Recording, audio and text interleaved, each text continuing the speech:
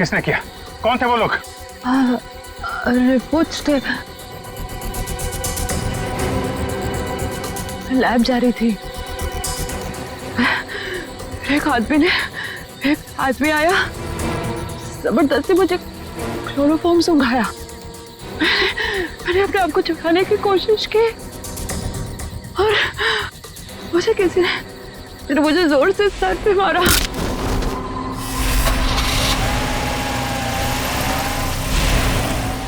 तो ये सब उन लोगों ने उस केस की रिपोर्ट्स के लिए किया है। इस केस ने हमें 3 दिन से उलझा रखा है। समंदर के अंदर बहता हुआ वो लकड़ी का टुकड़ा और उसके साथ वो आदमी की खोपड़ी। लगता है कोई बड़ी मछली फंसी है जाल में। खींच खींच, अरे ये तो कोई लकड़ी का टुकड़ा फंसा हुआ है जाल में। खींच, अरे जल्दी निकाल, नहीं तो जाल फट जाएगा। खींच।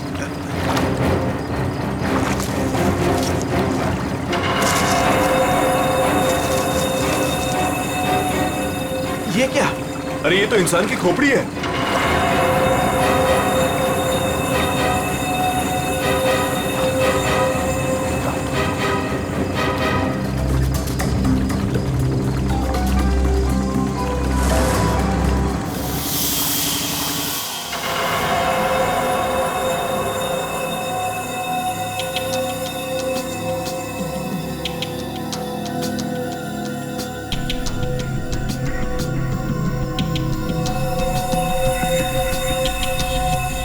बस समुद्र में बहती हुई लकड़ी साधारण लकड़ियों से काफी अलग है, क्योंकि ये लकड़ी समुद्र के पानी में हजारों मील बहती हुई आई है, समुद्र के सारे जीवन को अपने आप में समेटे हुए।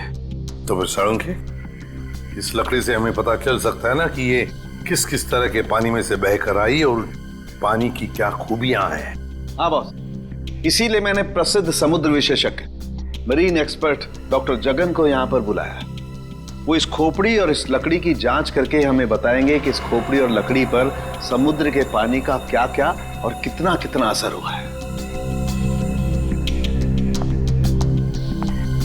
तो यहाँ सर पे पीछे गोली मारी गई है इस आदमी को।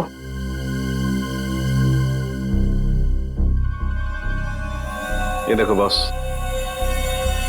इस सुराग को देख करके लगता है काफी नजदीक से गोली मारी गई है। साळुंखे, क्या तू बता सकता है ये खोपड़ी कितने समय तक समुद्र में थी? बस ये जो काई हमें इस लकड़ी पर से मिली है, हाँ, ऐसी ही काई इस खोपड़ी की आंखों के चारों तरफ और आसपास भी है। ये काई हमें बताती है कि ये लकड़ी और ये खोपड़ी काफी बरसों से समुद्र में अपना डेरा जमाए हुए थी। फिर तो साळुंखे साहब ये भी पता चल जाएगा कि ये खोपड़ी समंदर के किस भाग में थी, और साथ ही साथ पक्के तौर पे ये भी पता चल जाएगा कि कितने समय तक थी। हाँ, पता चल सकता है। अरे क्या काम करो, इस खोपड़ी पर से जितने भी बैक्टीरियाज मिले उनका अच्छी तरह से एनालिसिस करो, इससे उनकी उम्र का पता लगेगा और बाद में हम इस खोपड़ी का रिकंस्ट्रक्शन करेंगे।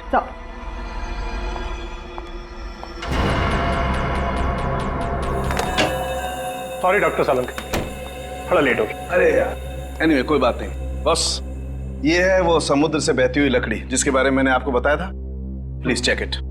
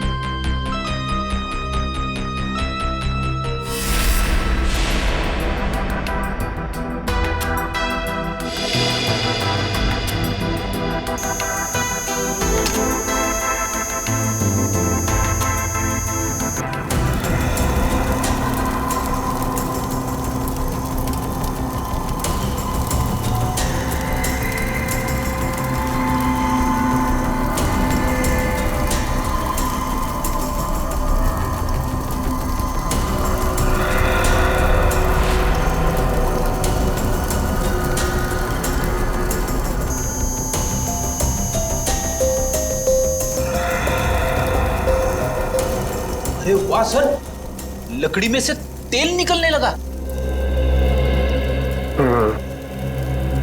इसका मतलब ये है कि ये लकड़ी समुद्र के उस हिस्से में थी जहां बहुत सारा तेल बिखरा हुआ था, और उसी में से कुछ तेल इस लकड़ी ने सोख लिया। सर पानी में इतना तेल के लकड़ी ने सोख लिया, कैसे? कई बार ऐसा होता है ना कि कोई तेल से भरा हुआ जहाज अगर समुद्र में डूब जाए तो उस जगह समुद्र में तेल ही तेल हो जाएगा। शायद वैसा ही हुआ होगा। अब मैं ये लकड़ी जलाता हूँ। वो क्यों?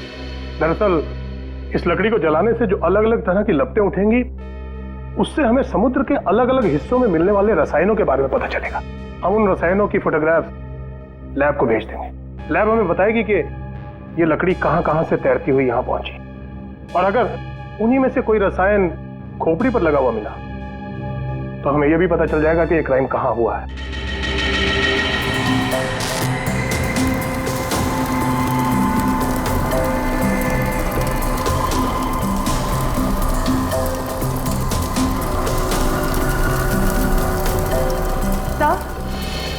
सर, इस खोपड़ी में मिले समुद्री बैक्टीरिया और एल्गी की उम्र लगभग 7-8 साल है। 7-8 साल से समुद्र में? तो इसका एक ही मतलब है कि ये खोपड़ी जिस आदमी की है उसकी मौत समुद्र में 2005 में हुई है। 2005। उन रिपोर्ट से हमें पता चल सकता था वो खोपड़ी कहाँ थी, कहाँ से बह के आई थी। कोई तो है लेकिन जो ये नहीं चाहता कि सीआईडी इस केस की तह तक पहुंचे। किसी के चाहने या ना चाहने से सीआईडी नहीं रुकती।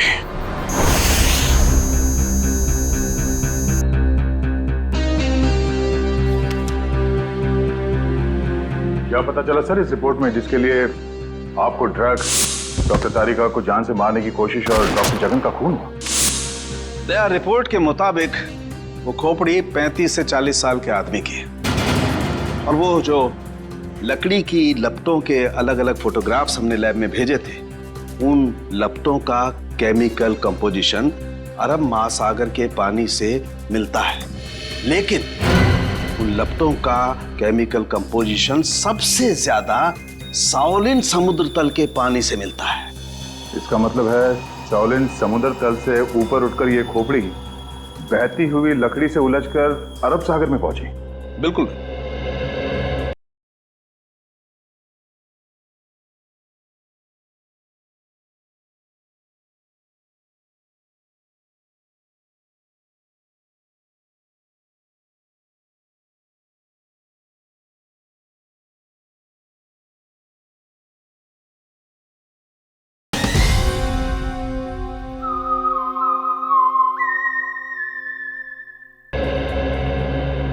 सालुंखे ने कहा कि उस खोपड़ी के अंदर वाले हिस्से में उसे कुछ बैक्टीरिया मिली, किण्वन क्रिया करने वाली बैक्टीरिया, फर्मेंटेशन करने वाली बैक्टीरिया। और फिर मरीन एक्सपर्ट डॉक्टर जगन के रिपोर्ट में यह भी बताया है उसकी खोपड़ी के ऊपर से कुछ फेरस ऑक्साइड के अंश मिले। फेरस ऑक्साइड, लोहे की जंग। लेकिन सर, समुद्र के नीचे एक खोपड़ी पे लोहे की जंग कैसे आ सकती है सर? वही तो। ये खोपड़ी 8-9 सालों से पानी के अंदर थी और बहती हुई एक लकड़ी से जाकर फंस गई, जिसपे से हमें तेल के भी कुछ अंश मिले। हो सकता है ये खोपड़ी किसी डूबे हुए जहाज के मलबे के नीचे दब गई हो।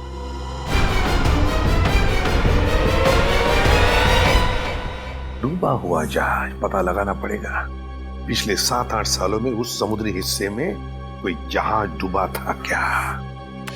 सर, ये है 1955 में सॉली बैकवाटर्स ऑफ अरेबियन सी में डूबी हुई शिप, जिसका नाम था मून बोट 15Y। ये शिप मुंबई में होने वाली एक विशाल प्रदर्शनी के लिए कुछ कीमती धरोहर, स्मारक, कुछ पुरानी पंडुलिपियां, स्क्रोल्स लेकर आ रही थी, और कुछ तकनीकी गड़बड़ी की वजह से डूब गई। जून 2005, करीबन 50 साल बाद हमारे सेंटर ने इस शिप की जांच का प्रोग्राम बनाया। फिर क्या हुआ? जांच सफल हुई? नहीं सर, क्योंकि उस जांच दल के 4 लोगों में से मेरे अलावा कोई वापस लौटा ही नहीं। क्या? नहीं लौटा मतलब ये कि तीनों गोताखोर आर्कियोलॉजिस्ट, मेहुल, अंतरा और रणवीर सर, उनमें से कोई भी पानी से बाहर ही नहीं आया। तो फिर उनका क्या हुआ? हमने उनको तलाशने की बहुत कोशिश की, पर तीनों का कुछ पता नहीं चला। सिर्फ मैं ही वापस आ पाई, शायद इसलिए क्योंकि मैं उनके साथ पानी में गई ही नहीं थी। तो उस वक्त आप कहाँ थे? मैं पानी के ऊपर बोट पे ही थी। एक मिनट, वैसे आप कौन है? सब, मैं डॉक्टर शिखा, मैं उस टीम की सबसे जूनियर मेंबर थी। काफी देर तक जब उनमें से कोई बाहर नहीं आया तो मैंने सेंटर इन्फॉर्म किया। यहाँ से एक रिसर्च टीम वहां पहुंची और शिप का जो भी सामान था उन्होंने निकाल लिया। काफी दिनों तक उन सब की खोज भी की पर उन सब का कुछ पता ही नहीं चला।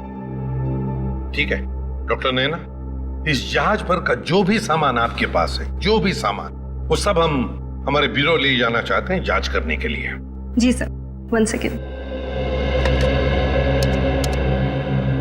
हेलो जोजो, ऑफिस में आओ जल्दी।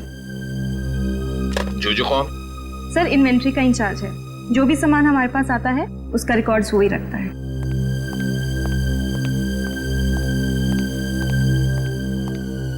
मैडम आपने बुलाया मुझे? हाँ, ये लोग सीआईडी से हैं और इन्हें मून बोट 15Y से मिला हुआ जो भी सामान है वो इन्हें चाहिए। ठीक है सर, मैं आपके ऑफिस में भिजवा देता हूँ, क्योंकि कुछ समय लगेगा कुछ डिटेल और गेट पास बनाने में। ठीक है, कोई बात नहीं।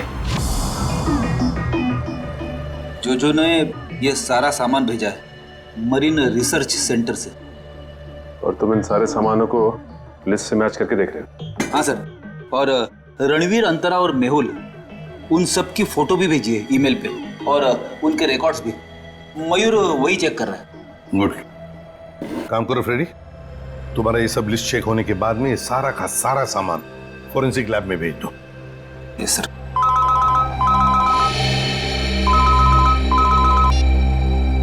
हाँ डॉक्टर तारिका, ओके ग्रेट, थैंक्स सर। उस खोपड़ी का रिकंस्ट्रक्शन हो गया है। डॉक्टर तारिका ने मेल भेजा है फेस इंप्रेशन का। गुड। सर देखो जरा वो चेहरा चेक करो। सर ये रही उस आदमी की शक्ल। मयूर, अब रणवीर, मेहुल और अंतरा, इन तीनों के चेहरे दिखा। सर ये रहे सर। सर खोपड़ी से जो चेहरा बनाया गया है वो मरीन से गायब हुए किसी भी आदमी से मैच नहीं कर रहा। हाँ सचिन, मिल तो नहीं रहा है, फिर भी एक खोपड़ी पर जो चेहरा बना है ना, उसे मयूर हमारे रिकॉर्ड्स के साथ मैच करके देखो।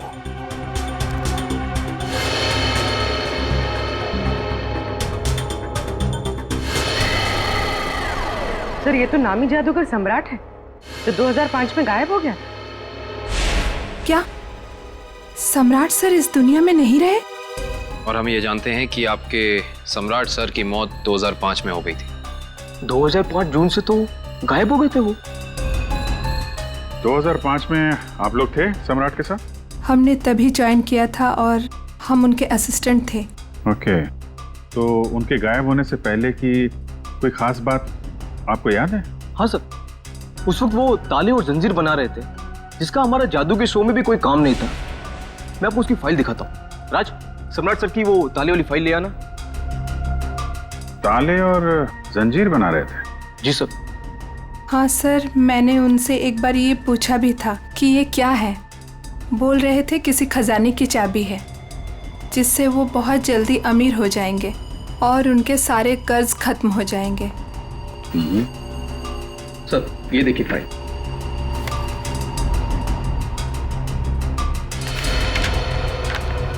सर ये ताले जैसे दिखते नहीं हैं, लेकिन ये ताले ही हैं। सर 4 जून को वो अपने बनाए हुए ताले और जंजीर लेकर चले गए और हमसे कहा कि आज दौलत दरवाजे पर आ जाएगी। लेकिन सर उस दिन के बाद वो कभी वापस ही नहीं लौटे। तुम लोगों ने पता करने की कोशिश नहीं की? सर की थी, वो अपने पास कभी फोन भी नहीं रखते थे, कोई परिवार भी नहीं था उनका। हमने पुलिस में भी रिपोर्ट की थी मगर कुछ पता नहीं चला सर।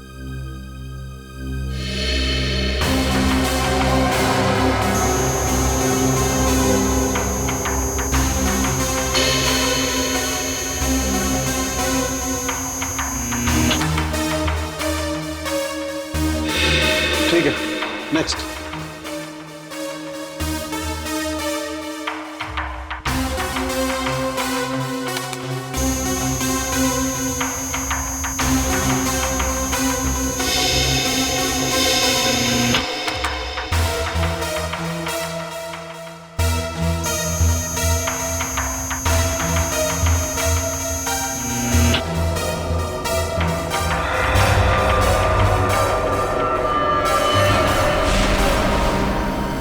हो सकता है?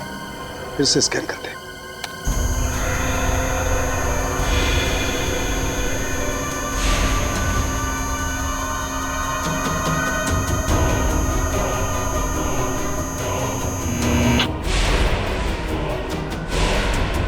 माय गॉड, ये क्या चक्कर है? हाँ डॉक्टर साहब, क्या हुआ? आपने अर्जेंटली बुलाया? दया, जहाज में से मिले हुए सभी आर्टिफैक्ट्स, ये सारे धरोहर का कार्बन डेटिंग कर लिया है। ये सभी की सभी चीजें 16वीं शताब्दी की हैं, सिर्फ एक चीज को छोड़कर। ये क्या बात कर रहे हैं? मून बोट में मिली तमाम चीजों में एक चीज 16वीं शताब्दी की नहीं है। नहीं सर, इसका मतलब वो चीज मून बोट की हो ही नहीं सकती? बिल्कुल नहीं हो सकती, और वो कोई धरोहर भी नहीं है। वो है एक छोटा सा हथियार, ये चाकू, जो 2002-2003 में बना है। सर 1955 में ये जहाज डूबी थी, और उसमें 10-12 साल पुराना हथियार का मिलना, इसका मतलब है कि समंदर के अंदर पड़ी ये मून बोट तो कुछ ना कुछ तो हुआ है। जब अंतरा, रणवीर और मेहुल गायब हुए थे 2005 में। और सर, सम्राट का भी वहां होना कोई इत्तेफाक तो नहीं हो सकता? सर, इसका मतलब सम्राट का कोई ना कोई संबंध तो जरूर है उस घटना से जिसमें रणवीर, मेहुल और अंतरा की जान गई उस पानी के अंदर। समंदर के गहराई में वहां जाना पड़ेगा जहां पे इस मून बोट का मलबा पड़ा है।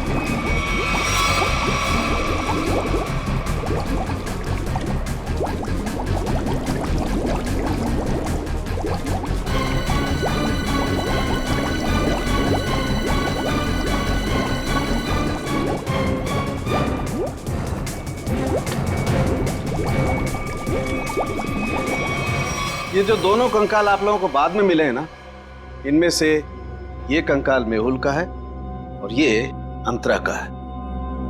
और ये खोपड़ी जो सबसे पहले मिली थी, ये कंकाल सम्राट का है। तो फिर रणवीर कहाँ गायब हो गया? अगर मेहुल, अंतरा और रणवीर पानी से वापस नहीं आए तो रणवीर कहाँ गया? उसकी तो लाश भी नहीं मिली हमें। सर कहीं ये सारा चक्कर रणवीर का तो नहीं? हो सकता है काबिल। सर फिर सम्राट का क्या लेना देना इन तीनों से? यही तो पता लगाना है पूर्वी कि किसके कहने पे सम्राट वहां गया था, क्योंकि उसका बनाया हुआ लॉक मून बोर्ड की कंपार्टमेंट में लगा हुआ था, जो 2005 में बना था, और उसके बाद से वो गायब था। सर फिर तो शिखा से दोबारा पूछताछ करनी पड़ेगी। वो अकेली वापस लौट कर आई थी, वो भी जिंदा। सबसे पहले हमें मून बोट प्रोजेक्ट की वीडियो चाहिए, वो भी मरीन सेंटर को जानकारी दिए बिना, वरना उस वीडियोस के साथ छेड़छाड़ हो सकती है। और ये टेप आज रात ही चाहिए।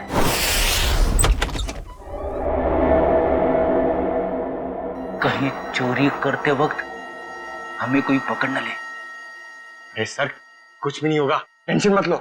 सीआईडी का बैच है ना, हम लोग उसे सीआईडी का बैच दिखाएंगे और कहेंगे चोर पुलिस करने आए हैं। पहले अंदर तो चलो।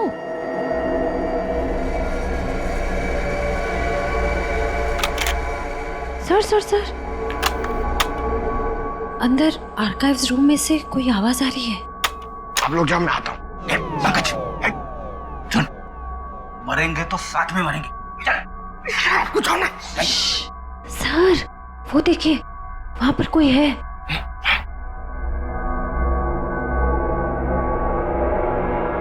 लाइट ऑफ, बंद कर टॉर्च।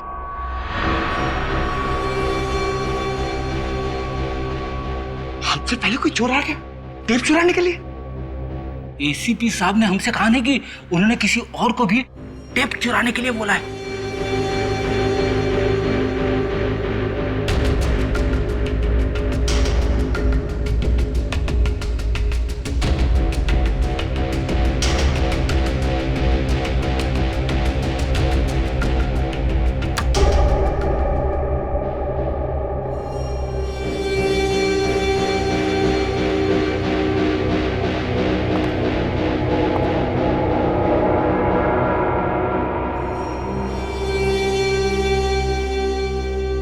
हाथ ऊपर।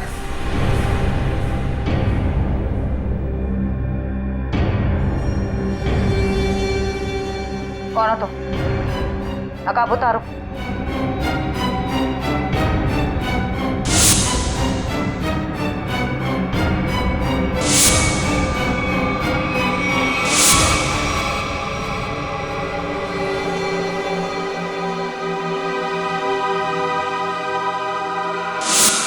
मैं डॉक्टर शिखा, मैं उस टीम की सबसे जूनियर मेंबर थी। शिखा तुम सब कौन हो?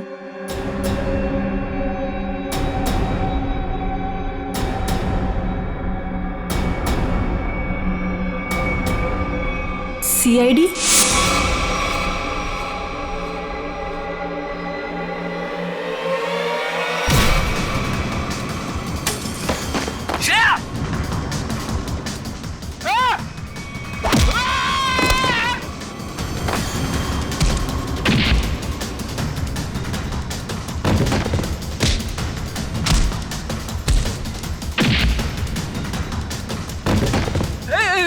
देखो मैं लड़कियों पे हाथ नहीं उठाता है?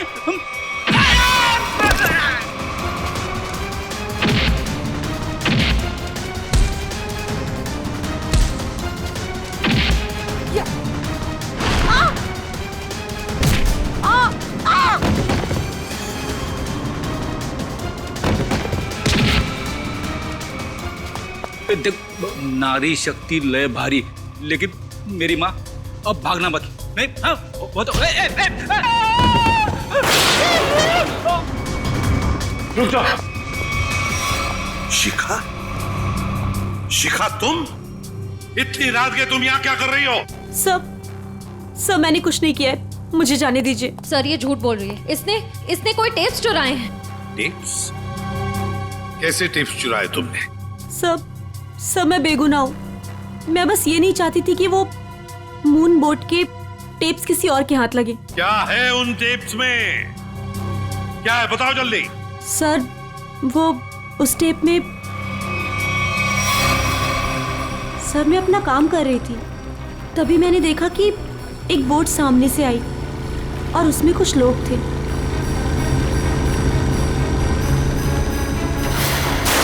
सर कुछ समय के बाद उन लोगों में से एक आदमी पानी में चला गया और फिर थोड़ी ही देर के बाद वो ऊपर आ गया।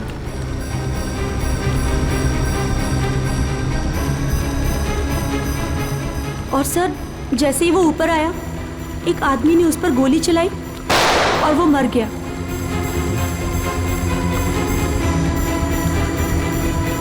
और फिर सर कुछ समय के बाद वो दोनों भी पानी के अंदर चले गए।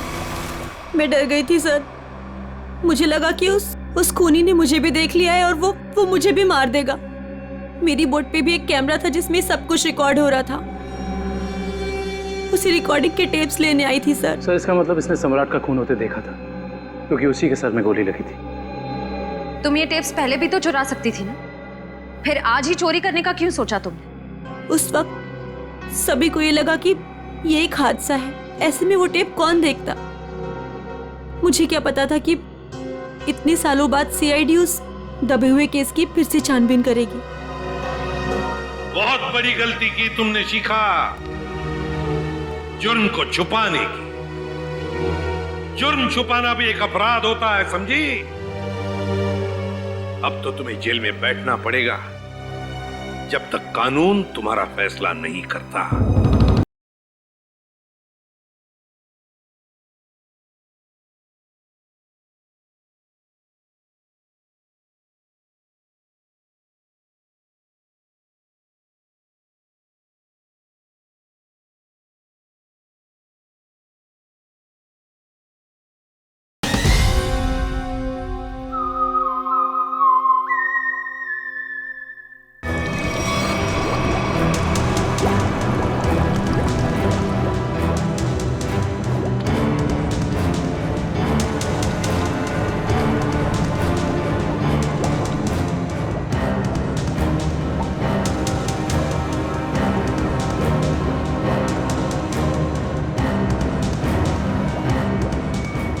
एक मिनट पॉज करो। सचिन, जो सामान हमारे पास मरीन सेंटर ने भेजा था उस डूबे हुए जहाज पर जो था वो, उसमें ये मेटल बॉक्स नहीं था, ये संदूक। हाँ सर, ना तो ये बॉक्स लिफ्ट में था और ना ही मरीन रिसर्च सेंटर से आया है। फिर कहीं ऐसा तो नहीं कि ये मरीन सेंटर वाले ये बॉक्स छिपा रहे हैं हमसे? ये भी तो हो सकता है सचिन कि ये बॉक्स मरीन रिसर्च सेंटर तक पहुंचा ही नहीं। सर फिर ये बॉक्स गया कहाँ और इसके अंदर था क्या? हो सकता है पूर्वी कि कीमती सामान हो इसमें, और ये सारा सामान 1955 में महाराष्ट्र के एक म्यूजियम में आने वाला था। म्यूजियम में? तो कहीं ये खून इस संदूक की वजह से तो नहीं हुए? पता लगाना पड़ेगा म्यूजियम से क्या था इस संदूक में। मुझे 1955 के कार्गो शिप्स की फाइल्स चाहिए।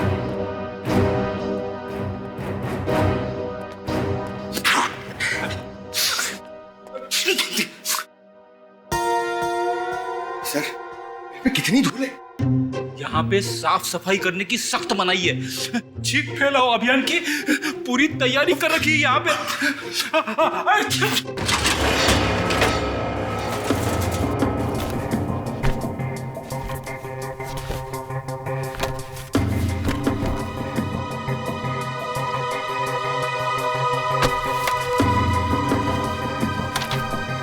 सर, ये रही वो फाइल कार्गो शिप वाली। ये देखिए।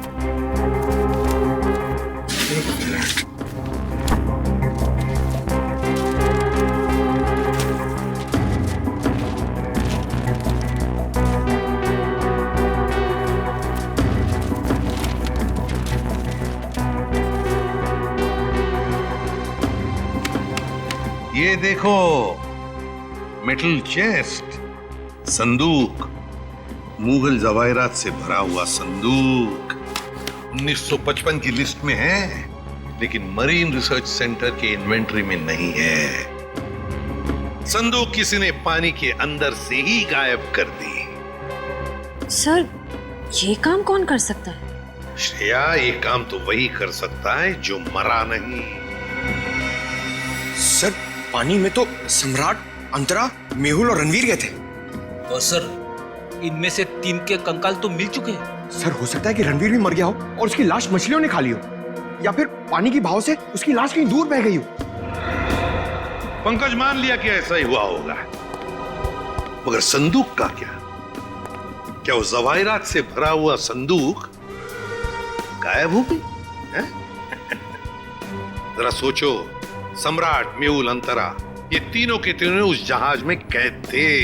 उनके कंकाल तो हमें मिल गए, मगर रणवीर का कुछ भी नहीं मिला। इतना सा निशान तक नहीं मिला रणवीर का। इसका मतलब है कुछ न कुछ तो करके रणवीर वहां से गायब हो गया उस संदूक के साथ। सब किया हुआ रणवीर का ही है। पर सर, अब तक तो सब ये समझते थे कि रणवीर मर चुका है। अगर वो जिंदा है भी तो हम उस तक पहुंचेंगे कैसे? और एक बात ये भी है सर कि रणवीर ने उस सोने को वैसे ही बेचने की गलती नहीं की होगी, वरना अब तक पकड़ा जाता। बिल्कुल, तो बस पता लगाना पड़ेगा।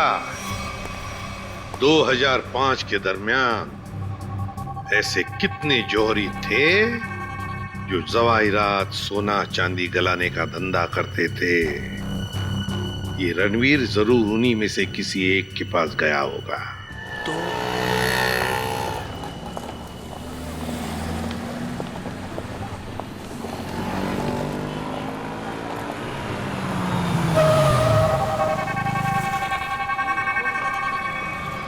हाँ सर, हम लोग पूरी कोशिश कर रहे हैं सर, अभी तक तो कुछ मिला नहीं सर। आप कुछ पता चला सर? हम लोग यहाँ पता कर रहे हैं सर, अगर आप कुछ पता चला तो हम आपको बताते हैं सर। आइए आइए सेठानी जी, इससे पहले कि वो आ जाए, आइए इसको तो मैं ऐसे बंद कर देता हूँ। गलती हो गई। आइए आइए, बोलिए क्या काम है? यही है। बहुत खतरनाक जगह है ये, उतरते ही पीछे लग गया एक। नहीं समझे, मैं समझाता हूँ।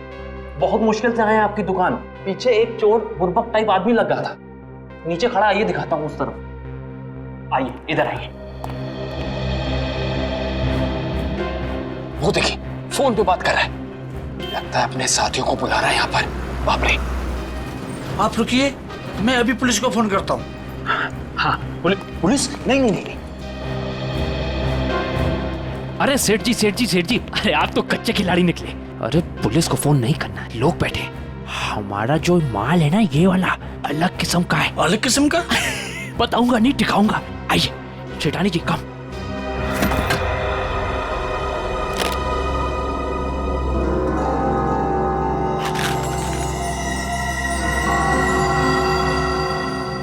कैसा लगा? एकदम सही जगह पर आए आप। कहाँ से हाथ मारा है? फालतू सवाल बड़े कर रहे हैं आप। माल देखिए, आम खाइए, पेड़ मत गिनिए। तो बेचना है? सेठानी जी कह रही है बेचना नहीं है। तो खरीदना है? खरीदना भी नहीं है। तो फिर गहनों के बदले गहने लेने हैं? तो फिर आप लोग क्यों आए हुए यहाँ बाजार में?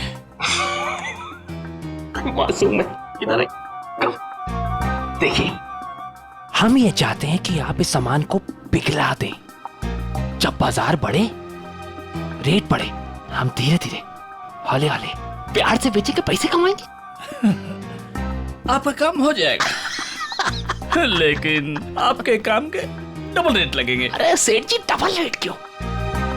कोई बात नहीं, ये काम पहले किया ना। अरे कैसी बात करते हो? बहुत बार किया, और ये जो आप लेकर आए हैं ये तो चिल्लर है। 2005 में तो हमने मुगल काल के बने हुए अरबों रुपए के गहने और कीमती धरोहर को गलाया था, और किसी को कानों कान खपट तक नहीं होने दी थी। पूरे 4 दिन तक चलता रहा था ये काम। आइए मेरे साथ, आइए।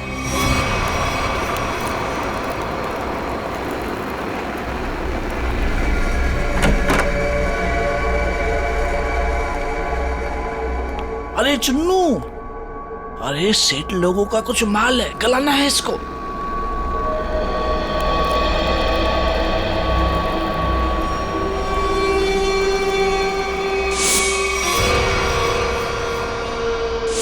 कितना माल है साहब?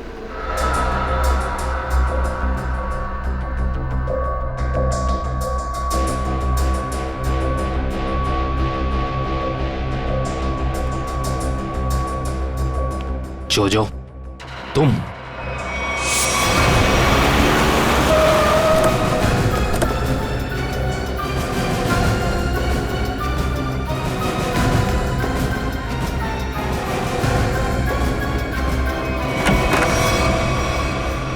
अरे आप कहीं जा रही हैं क्या? हम लोग तो चाय नाश्ते से लेकर डिनर तक का प्रोग्राम बना के आए थे। क्या बात है, आप वैसे क्यों देख रही? लगता आपने हम सीआईडी वालों को पहचाना नहीं। नैना जी, माफ करिए, आपके दोस्त जो हमारे साथ नहीं आए, लेकिन उन्होंने आपके यहाँ का पता दिया हमें। जोजो ने? पर क्यों? क्योंकि समंदर से निकली कीमती चीजें मरीन सेंटर से गायब करके बाजार में बेचता है वो, आपके साथ मिलके। मेरे साथ? क्या मजाक कर रहे हैं आप लोग? देखिए मैडम, आपका सारा कच्चा चिट्ठा हमारे पास है। बेहतर यही होगा कि आप खुद ही बता दीजिए। मैंने ही समंदर से मिले मुगल जवाहरात लिए थे। और कौन कौन मिला है तुम्हारे साथ इस काम में? कोई नहीं था सर। झूठ मत बोलो, 2005 में तुम मरीन सेंटर में थी ही नहीं, तो फिर मुगल जवाहरात तुम्हारे पास कैसे आए? मैंने कुछ लोगों को सेट किया था, उस टाइम मैं जूनियर विंग में थी। क्या बात है, आप समंदर में गई नहीं, सम्राट का खून आपने किया नहीं, तो फिर कौन है ये जो आपकी मदद कर रहा है? सर मेरे साथ थे कुछ लोग। साथियों के नाम तो होंगे ना?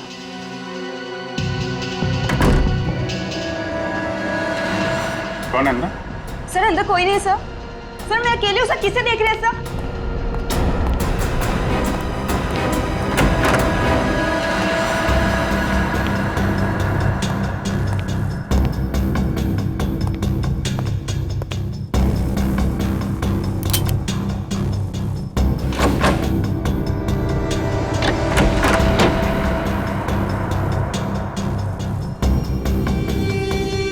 कौन है?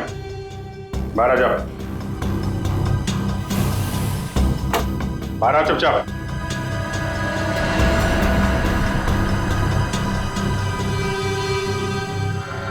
ओ, रणवीर। रणवीर? कौन रणवीर? 3 फोन करके इतने सालों से छुपा हुआ। सर मैं तो नैना का पति सिद्धांत हूँ। नाम बदल सकते हो लेकिन चेहरा नहीं। हाँ सर, मैं ही रणवीर हूँ। 2005 में मैं और मेरी टीम समंदर पे उस जगह गई थी।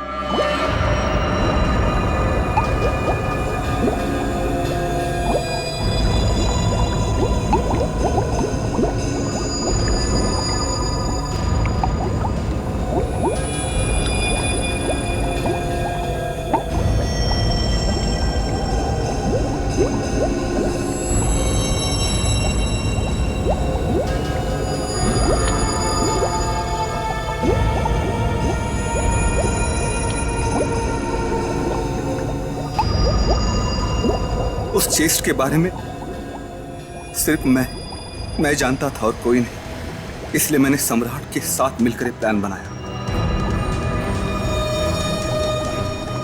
सम्राट ने मेहुल और अंतरा को मार दिया और उनकी लाश बोट में छुपा दी।